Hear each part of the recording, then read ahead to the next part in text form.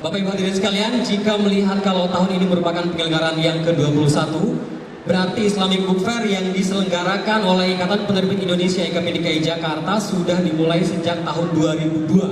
Ya, sempat vakum 1 tahun pada saat pandemi kemarin, kemudian dilanjutkan kembali hingga sekarang. Untuk itu, selanjutnya mari kita sama-sama menyimak sambutan dari Ketua IKP DKI Jakarta kepada Bapak Hikmat Kurnia. Kami persilakan.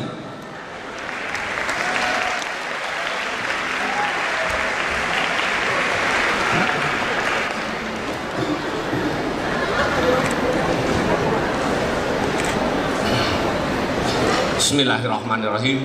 Assalamualaikum warahmatullahi wabarakatuh. Alhamdulillah, asyhadu alla ilaha illallah wa asyhadu anna Muhammadar Rasulullah. Segala puji yang abadi dan tiada batas hanya milik Allah, Tuhan pemilik ilmu, rezeki, kemurahan dan kebaikan menyeluruh. Alhamdulillah hari ini kita bisa berkumpul di tempat yang baik ini, di suasana yang baik ini. Salawat dan salam semoga tercurah untuk Nabi besar Muhammad SAW, teladan terbaik kita, sosok yang mengajari umatnya untuk hidup secara Islam. Sosok yang mengajari kita tidak hanya mengajari kita untuk membaca dengan mata kepala, tapi membaca dengan mata hati.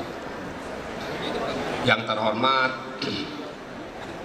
Profesor Hamid Fahmijat dan terima kasih sudah jauh-jauh datang dari Gontor. Yang terhormat Pembina IBF Bapak Tubagus Ahmad Dahlani Idrus, terima kasih Pak Kiai. Wah, sudah ada sekarang Pak Kiai rombongannya. Jadi Pak Kiai ini supporter yang luar biasa. Jadi selain menyemangati kami panitia untuk terus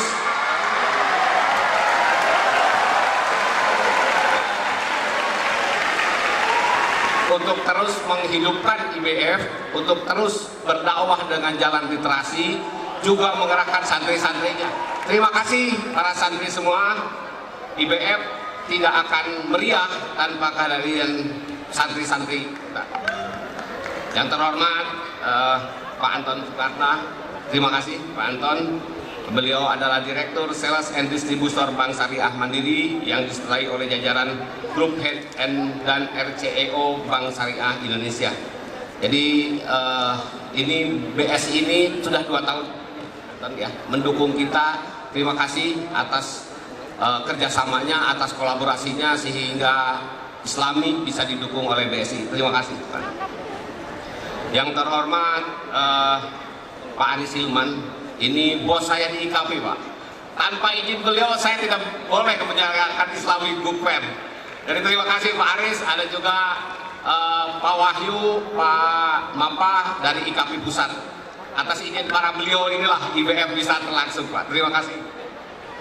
Kemudian saya juga terima kasih ke Dr. Mulis Hanafi, Sekum Bajnas yang telah hadir di acara ini sekaligus mengisi stand dan memeriahkan acara. Juga ada Pak Adian. Pak Adian ini pembina IBF, Dr. Adian Husaini ini. Kemudian ini dari Aktakwa ya, PKI ini dari Aktakwa yang mensupport kita. Terima kasih juga Pak Adian ini juri dari IBF Award, ketua juri dari IBF Award. Kemudian saya juga terima kasih pada ini Dewan Juri, ada Pak siapa tadi ya? Ada Dewan Juri yang lain, kemudian juga tak lupa para kiai. Ini ada 21 kiai pondok pesantren yang memungkinkan acara ini menjadi beda, menjadi unik. Karena apa? Ini katanya tahun politik. Agak repot kita harus memilih salah satu katanya gitu. Nanti IBF ini kan harus milik umat. IBF itu harus milik ke semua. Sementara tahun ini tarik-menarik politiknya agak kenceng ke kita. Jadi kita memilih ini yang bergerak di umat, yang bergerak di bawah adalah pimpinan pondok pesantren. Jadi terima kasih para kiai yang telah mendukung kegiatan ini. Yang terhormat juga ada ini Pak Tohir. Pak Tohir ini pembina IKP DKI, penasehat bersama Pak Lukman.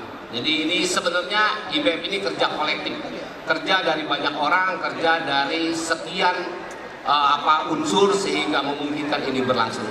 Jadi saya diamanahi sebagai ketua IKAPI, jangan sampai IBF tidak berlangsung, katanya Pak Yanto. Ini Pak Yanto ini mewakili diskusi Jakarta, mewakili Pak Firmansyah. Karena kalau IBF habis, literasi mau dimanain. Jadi kita tidak boleh tidak menyalahkan IBF. Literasi Islami adalah investasi yang tak pernah rugi. Jadi harus terus berinvestasi. Begitu ya Pak Anton ya. Nah, jadi Bapak Ibu semua, kenapa dipilih tema berakhlak dan berprestasi dengan literasi Islami? Karena kita melihat zaman itu terus berubah, zaman itu terus bergerak. Kita butuh fondasi untuk bergerak sebagai sebuah bangsa, sebagai sebuah umat Islam. Kita butuh landasan yang jelas. Dan alhamdulillah kita punya literasi Islami yang berporos pada Rasulullah yang telah mencontohkan pada kita, kemudian dilanjutkan oleh oleh kegemilangan Islam yang lain.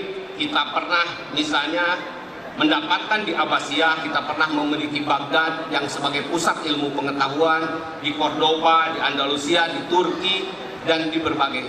Jadi sebenarnya dengan melihat Islam sebagai sebuah ilmu yang harus ditebarkan, harus dibumikan, kita melihat bahwa itulah tujuan IBF harus dilakukan. Paling tidak ada 3 unsur yang harus dilakukan. Pertama, urusan akhlak, dan akhlak kita sudah dicontohkan oleh Rasulullah. Rasulullah itu lahir sebagai yatim tapi mampu bermartabat posisi sebagai pedagang hebat, sebagai panglima, dan sebagai negarawan. Kalau tahu mau buku negarawan itu ada penulisnya tuh, Pak Thohir itu lagi menulis dan bukunya akan di-launching, Muhammad sebagai negarawan. Jadi itu kita bisa tahu, jadi akhlak itu sudah dicontohkan oleh Rasulullah, dan Rasulullah telah menjadi poros dari semua kemajuan itu.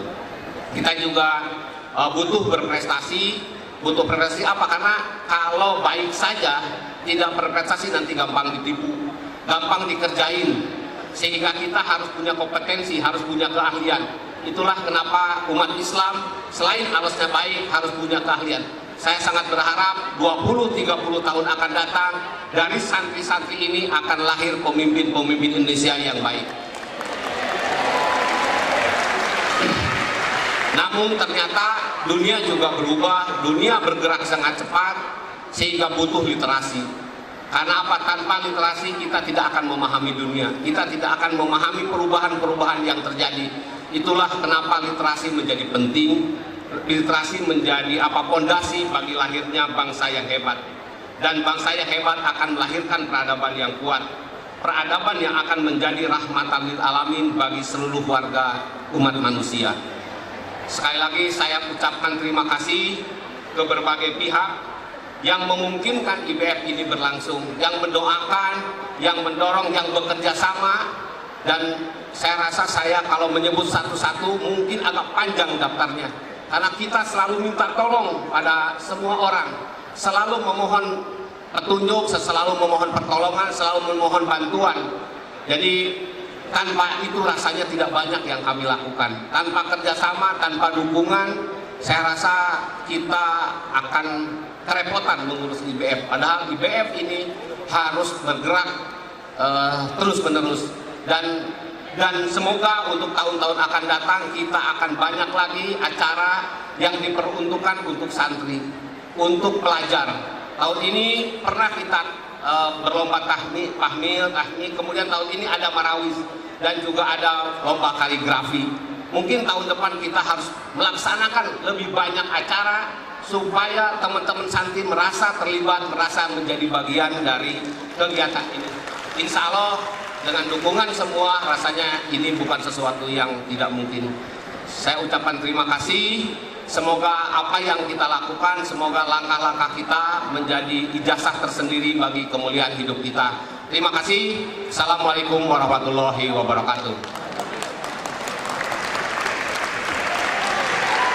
Baik, terima kasih Pak Hikmat atas sambutannya.